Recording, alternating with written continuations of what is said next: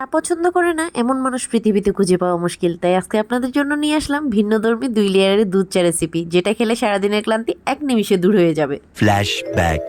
Everyone, সবাইকে নমস্কার, আদাব। আশা করছি সবাই খুব ভালো আছেন, আমরাও খুব ভালো আছি। সকাল থেকে সারাদিন প্রচুর কাজ করেছি, শরীরটা ভীষণ ক্লান্ত। যখনই ক্লান্ত হয়ে যায় তখন আমি এই ভিন্নধর্মী দুধ চা রেসিপিটা করে খাই, যেটা খেলে সারাদিনের ক্লান্তি এক নিমিষে দূর হয়ে যায়।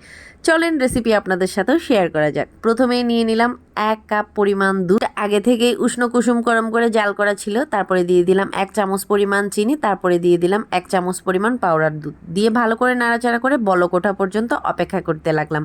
এখন ভালো করে বলক উঠে গিয়েছে। এখন এটাকে আমি ঢেলে নিচ্ছি যেই কাপটাতে আমি সার্ভ করব সেই কাপটাতে। এটা আসলে কাপ না, একটা গ্লাস। আমি যেই কাপটাতে চা খাই সেটা কফি মগ। সেটাতে নিলে আপনারা ভালো করে বুঝবেন না বা দেখবেন না, সেটাতে চাটা বাইরে থেকে দেখা যায় না, সেজন্য আমি এই সাদা সব গ্লাসটাই আজকে ব্যবহার করছি। তারপরে ওই পাতিলে আবার নিয়ে নিলাম 1 কাপের থেকে অল্প পরিমাণ পানি। ওই প্যানের মধ্যেই দিয়ে দিলাম, সেখানে একটু দুধ মিশ্রিত আছে, আপনারা কেউ আবার ময়লা বলে মনে করবেন না। তারপরে দিয়ে দিচ্ছি 1 চামচ পরিমাণ উঁচু উঁচু করে চা পাতা। চা পাতাটা দিয়ে একটু নাড়াচাড়া করে দেওয়ার পর এবারে দিয়ে দিচ্ছি স্বাদ মতো গুঁড়ো দুধ। এটাতে আমি কালারটা একটু স্ট্রং রাখবো, যেহেতু লিকারটা একটু কড়া হবে।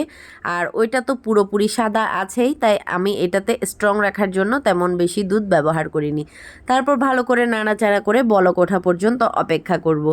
এই চাটা ট্রাস্ট মি, আপনি যদি একবার খান আপনার সারা দিনের ক্লান্তি, ঝিমুনি, গা ব্যথা, গা ম্যাচম্যাচ ভাব, জ্বর জ্বর ভাব একেবারেই দূর হয়ে যাবে। এখন যে সামনে যেহেতু ঠান্ডার দিন আসছে, এই চাটা আপনি ঘন ঘনই করে খাবেন, যেটা আমিও ঘন ঘন করে খাই। আপনাদের সাথে এতদিন শেয়ার করা হয়নি, তা আজকে ভাবলাম ছোট্ট করে আপনাদের সাথে শেয়ার করি।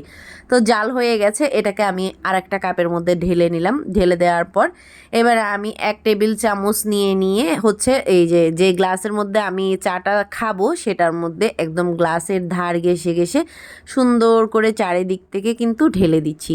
বাই দ্য ওয়ে, আপনাদের সাথে আরও একটা কথা শেয়ার করি, প্রতিদিনের মতো বলে রাখছি।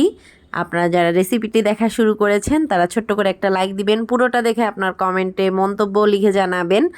আর যদি ভালো লাগে অবশ্যই কিন্তু একটা শেয়ার করে দিবেন। আর নতুন নতুন রেসিপি দেখতে আমার পেজে একটা ফলো দিতে ভুলবেন না।